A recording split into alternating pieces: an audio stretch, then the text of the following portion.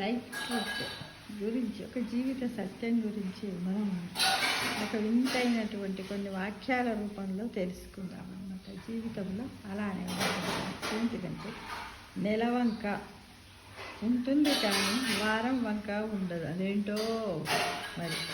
పాల పుంత ఉంటుంది కానీ పెరుగు పుంత ఉండదు. అలానే పలకరింపు ఉంటుంది కానీ పుస్తకరింపు ఉండదు. ఎందుకు? పిల్ల కాలువ ఉంటుంది కానీ పిల్లోడి కాలువ ఉండదు. ఇందువల్లనో పామాయిల్ ఉంటుంది కానీ తేలు ఆయిల్ ఉండదండి. కారు మబ్బులు ఉంటాయి కానీ బస్సు మబ్బులు ఉండమేమిటో. ట్యూబ్ లైట్ ఉంది కానీ టైల్ లైట్ ఉండదు. ట్రాఫిక్ జామ్ ఉంటుంది కానీ ట్రాఫిక్ బెడ్ ఉండదు.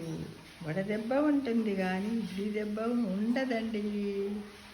నిద్ర గన్నేరు చెట్టు ఉంటుంది కానీ మెలకువ గన్నేరు చెట్టు ఉండదండి. ఆకురాయి ఉంటుంది కానీ కొమ్మరాయి ఉండదండి. పాలపిట్ట ఉంది కానీ పెరుగు పిట్ట కానీ మజ్జిగ పిట్ట కానీ ఉంటే ఒట్టు. చూడండి, పాలపిట్ట ఉంది కానీ పెరుగు పిట్ట కానీ మజ్జిగ పిట్ట కానీ ఉంటే ఒట్టు. వడ్రంగి పిట్ట ఉంది కానీ కంసాలి పిట్ట లేదు. చిట్టరికాలు మాత్రమే ఉంటాయి కానీ సిగరెట్ రీకాలు బీడీ రీకాలు ఉండవేమిటో.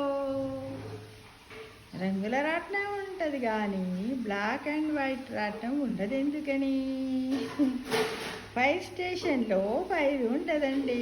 పులిహోరలో పులి ఉండదండి. నీటి బీరకాయలో నెయ్యి ఉండదండి.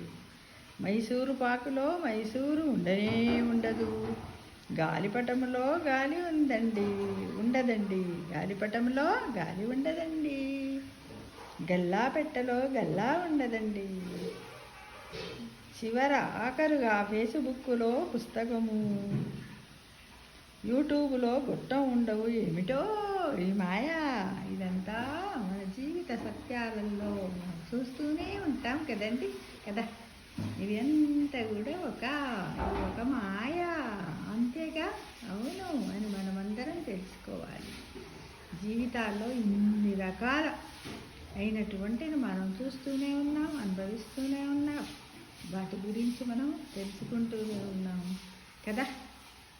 నీటి బీరకాయ అంటాక నెయ్యి ఉంటుందా? అందులో ఉండదు.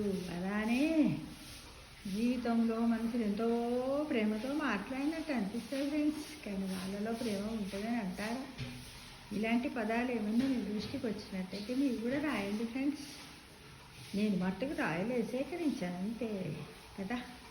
ఇంకా కొన్ని మనం కూడా రాయడానికి ప్రయత్నిద్దామా? ఓకేనా? Thank you.